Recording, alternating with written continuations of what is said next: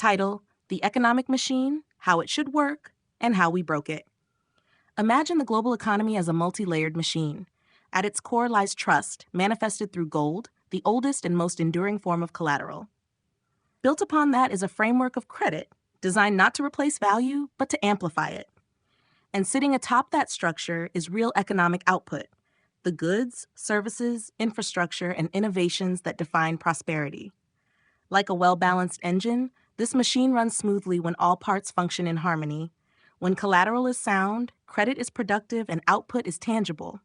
But when trust is misused, credit is misallocated, and output is replaced by speculation, the machine sputters. Leverage spins without a base. Growth becomes hollow. And instead of a virtuous cycle, we find ourselves trapped in a vicious loop, one where the very mechanics meant to generate prosperity now sustain fragility. This is the story of how the machine is supposed to work, and how we broke it. Section 2. The Ideal Machine, How It Should Work. Gold is the collateral bedrock. Gold is not just a shiny metal. In the architecture of the economic machine, it serves a deeper function, a universal collateral layer, a base asset accepted across nations, cultures, and centuries. Unlike fiat currencies, which can be created at will, gold must be discovered, extracted, and refined. It is anchored in physical reality, and that makes it immune to political manipulation. When a nation holds gold, it holds leverage capacity. That gold can be used to anchor its currency, back its banking system, or offer credible guarantees to trading partners. It is the bedrock of monetary trust, and that's why no serious nation sells its gold. To do so is to erode the very foundation of future leverage. Gold is not meant to be spent, it's meant to be sat on. When France suspected the United States of inflating its obligations under the Bretton Woods system in the 1960s, it didn't wait for polite settlements. In 1965, President Charles de Gaulle sent a French warship to New York Harbor to collect gold bars held at the Federal Reserve. He wasn't interested in dollar-denominated promises. He wanted the real thing. That event, and others like it, eventually forced the United States to abandon the gold standard in 1971. Trust was gone. The bedrock had been pulled. From that moment forward, the economic machine lost its true anchor. Credit as amplifier. Credit creation is not a villain. It is a tool. In a well-structured machine, credit exists to amplify productive potential. A farmer borrows to buy better equipment. A factory takes a loan to expand output. A small business uses a line of credit to hire and scale. But this only works when the collateral base is sound, when the credit is issued with discipline, and when the returns come from real economic output.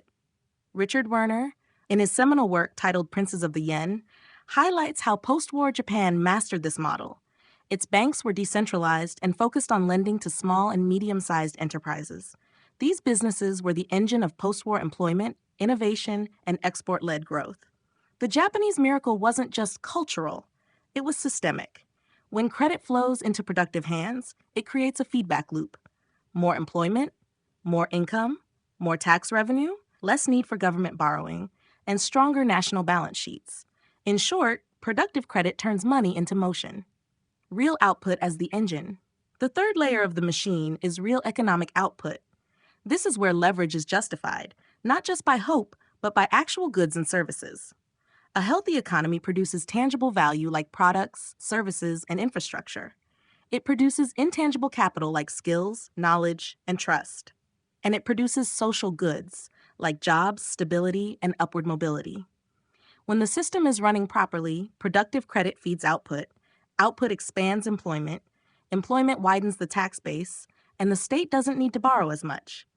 Borrowing costs stay low because default risk is low. Banks remain solvent because their loans are repaid from real cash flows. Sovereign debt is credible, not because it's backed by the government, but because the government is backed by a healthy, working economy. That's the ideal machine. Now let's examine how it broke.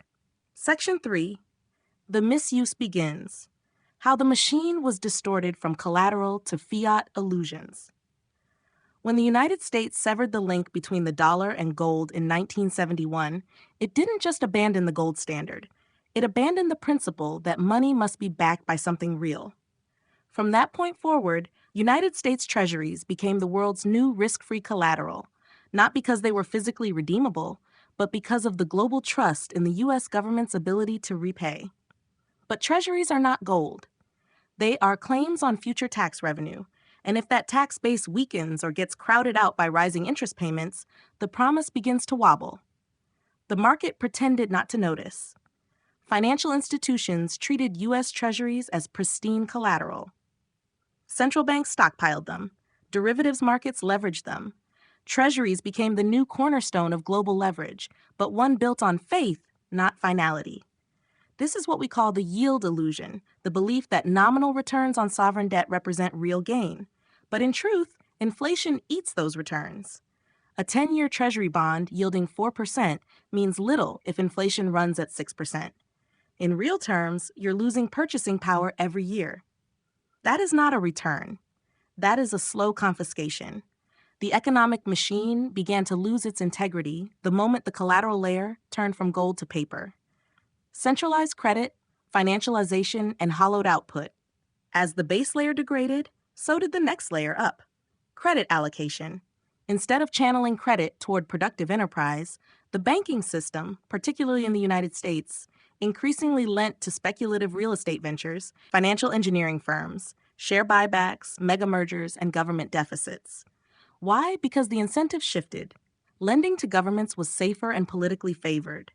Lending to megacorporations offered short-term gains with little underwriting effort. Lending to small and medium enterprises was risky, decentralized, and slower to scale. And so began the financialization of the economy, a process by which value creation was replaced with valuation manipulation. Meanwhile, real industry was sent overseas. Manufacturing was offshored. Supply chains were optimized for cost, not resilience. The United States outsourced its productive engine and replaced it with an increasingly abstract financial economy. Instead of making things, we started trading things. The consequence? A weakening of the employment base, a narrowing of the tax base, and the need for even more government borrowing to fill the gap. Chronic government borrowing and the crowding out effect. With real output shrinking and credit misallocated, the government faced a tough choice: reform the system and re-anchor discipline, or borrow to maintain appearances. It chose the latter. Year after year, administration after administration, the United States ran deficits, not just in recessions, but during expansions. The debt ceiling became a revolving door. But government borrowing doesn't happen in a vacuum. It pulls from the same capital pool that private enterprises rely on. This leads to what economists call crowding out. Banks lend to the government because it's low risk and politically clean. This leaves less capital for small and medium businesses. The cost of borrowing rises for everyone else. Productive enterprises slow hiring, expansion, and investment. Over time, this becomes a self-reinforcing doom loop. The government borrows to make up for a weak economy. That borrowing starves the private sector. The private sector shrinks. Tax revenues fall. Government borrows even more. This is not fiscal policy. It's slow-motion economic cannibalism. This content is brought to you by Bobby Giggs. Promote your brand here and reach a wide audience across platforms like YouTube, Instagram, and Facebook. Follow the links in the description to get started. Section 4. The feedback loop breaks. Compounding distortions. Housing market breakdown. One of the most visible distortions in today's economic machine is the U.S. housing market. A textbook example of what happens when credit is misallocated, artificially cheap, and politically protected. Between 2020 and 2022, mortgage rates in the U.S. fell to historic lows, under 3% in many cases, due to aggressive monetary policy and quantitative easing. Millions of homeowners locked in ultra-cheap, long-term mortgages. At the time, this was seen as a win. In hindsight, it was the setup for a complete freeze-up. As of 2025, the average 30-year fixed mortgage rate is now above 7%. Over 60% of homeowners have rates locked below 4%. New home affordability is at a 40-year low. Transaction volumes have collapsed because homeowners won't sell and buyers can't afford. What we've created is a zombie housing market. Owners are trapped in homes they'd otherwise sell. Buyers are priced out unless they stretch dangerously. Builders slow down, expecting reduced demand. The market becomes illiquid. frozen by past policy choices. This distortion is a direct result of manipulating credit pricing without a plan for its unwind. It's not just unaffordable housing, it's an economic dead zone in what should be a thriving sector of mobility, labor dynamism, and investment. And like the rest of the machine, this too feeds into the doom loop. Fewer home sales mean fewer jobs in construction, lending, and real estate. Less employment means lower tax receipts. Lower receipts mean more government borrowing. More borrowing means higher long-term rates. Higher rates mean even more housing freeze. The machine now feeds its own dysfunction. Revaluation gimmicks and collateral illusions. In times of stress, those managing the machine often reach for accounting tricks instead of structural reform. One such idea resurfacing is the notion of revaluing U.S. gold certificates held by the Treasury at their current market value. The logic is to mark the certificates, still valued at $42.22 per ounce, up to current gold prices, which are $3,340 per ounce as of August 2025, and use the difference to shore up government balance sheets. But here's the flaw. To revalue the certificates, the U.S. would need to create nearly $1 trillion in new currency to account for the delta. That money would have to come from thin air via the Federal Reserve. This would immediately spike inflation expectations, further weakening trust in U.S. debt. And other countries might then demand real gold, not certificates, draining the U.S. gold reserve. Revaluation is not reform, it's theater, and it exposes the deeper problem. We've turned collateral from substance into signal. A true collateral system cannot run on optics. The fiscal doom loop. Everything up to this point leads us to the most dangerous feedback loop of all, the fiscal doom loop. Here's how it works. First, government runs chronic deficits. Second, it issues more debt to cover the gap. Third, investors demand higher yields, meaning higher interest rates, to hold this expanding debt. Fourth, higher rates crowd out the private sector and raise the cost of future borrowing. Fifth, economic growth slows. Sixth, tax receipts fall. Seventh, the government needs to borrow even more just to stand still. The cycle repeats, but with worsening terms each time. This loop is not hypothetical. It's happening now. U.S. debt has surpassed $37 trillion. Interest payments are on track to exceed defense spending. Foreign demand for U.S. treasuries is waning, with countries like China and Russia reducing exposure. The Federal Reserve is trapped. Raise rates to fight inflation and you blow up the debt. Lower rates and you risk dollar debasement. Every escape route is lined with fire. Section 5. The machine we built instead. The modern economic machine looks nothing like the one it was designed to be. It no longer runs on anchored value, productive credit, and real output. Instead, it runs on optics, stimulus, and perpetual debt rollover. We've constructed a system where the foundation is unstable. Based on fiat collateral backed by political promises, the credit system is misaligned, centralized, risk-averse, and financialized. The real economy is secondary, with production outsourced and speculation rewarded, and the feedback loops are broken, where mispricing persists longer than productivity can catch up. This new machine requires constant maintenance, interest rate suppression, liquidity injections, bailouts and backstops, psychological manipulation of market expectations. Rather than discipline, we manage with distraction. Rather than reform, we patch and kick the can. This isn't a machine, it's a maintenance-heavy illusion. And what makes it dangerous isn't just that it's inefficient, it's that it pretends to be sustainable, right up until it isn't. Compare the two machines. The ideal economic machine is based on gold as immutable collateral. The distorted modern machine relies on fiat collateral backed by political promises. The ideal system features decentralized, small business-focused credit. The distorted one features centralized credit, favoring governments and megacorporations. The ideal system directs credit into production. The distorted one channels credit into speculation and bubbles. The ideal model sees employment and the tax base expand organically.